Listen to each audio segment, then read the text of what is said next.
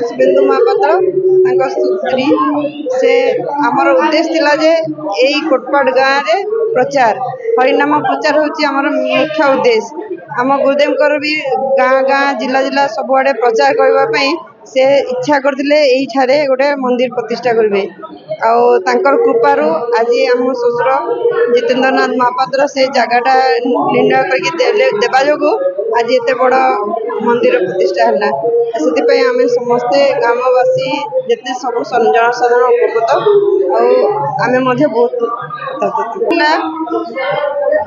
ये जो कार्यक्रम आमर 13 तारिख रु 17 तारिख जाए काली संकीर्तन शेष दिन बहुत हजार हजार लोक गाँ गाँव सब आसिके प्रसाद सेवन कले कीर्तन आनंद नेले गाँ गाँ जाकि बहुत प्रचार भी समय भितर है समस्ते भारी खुशी सब मंदिर। जय जगन्नाथ श्रीकृष्ण चैतन्य मिशन ये गोटे ब्रांच आमर हेडक्वार्टर होची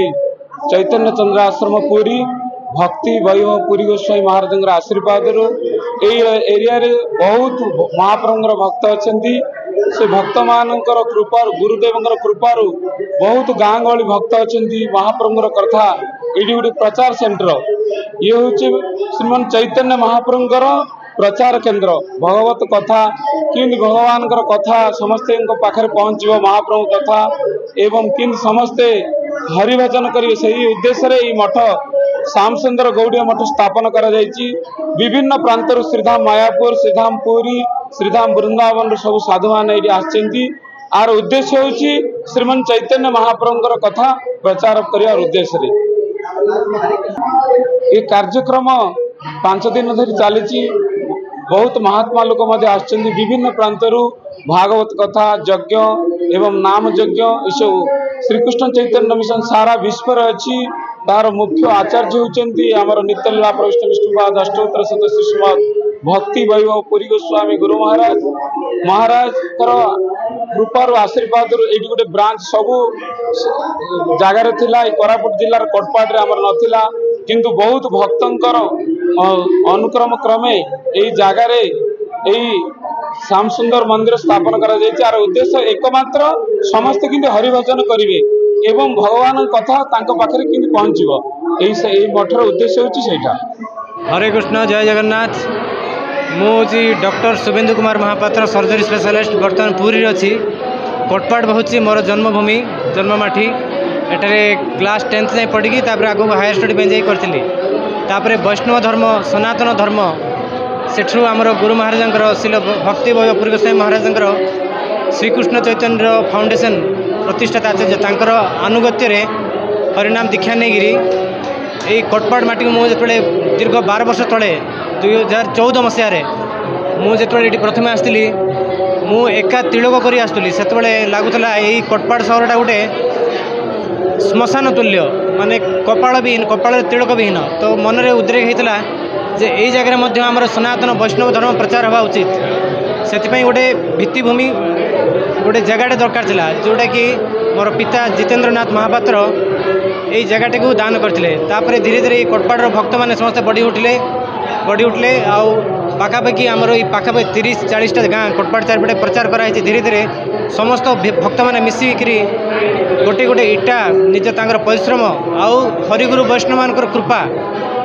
तांकर निर्देश अनुसार धीरे धीरे कर आज यही स्वप्नटी पूरा दीर्घ 12 वर्ष पर। जय जगन्नाथ जय श्री कृष्ण जय गौमाता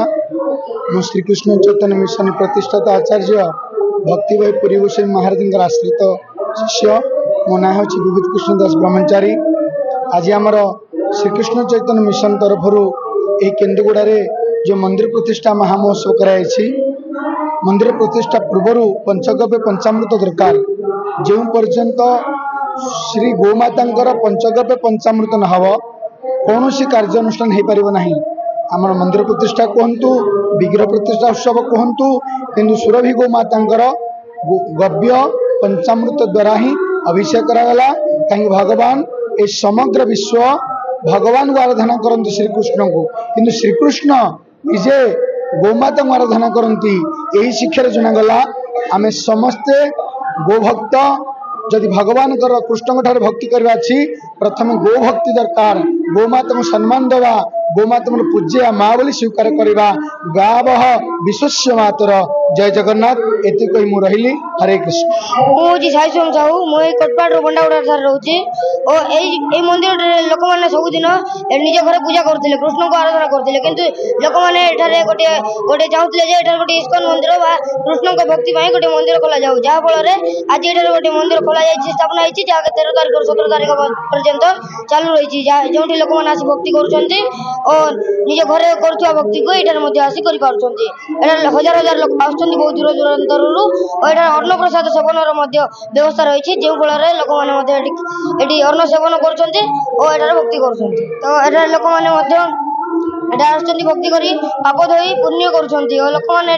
दूर दूरांतर आसी अन्न सेवन कर सुखी हो जीवन को सुखमय कर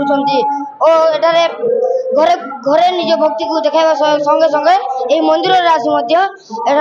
भक्ति को देखा श्रीकृष्ण चरितामृत भागवत आदि पाठ जहाँफल लोक मैंने शिखी किसी भल भल कार्य शिखुंट जहाँफल लोक मान उन्नति और जीवन सुखमय हो।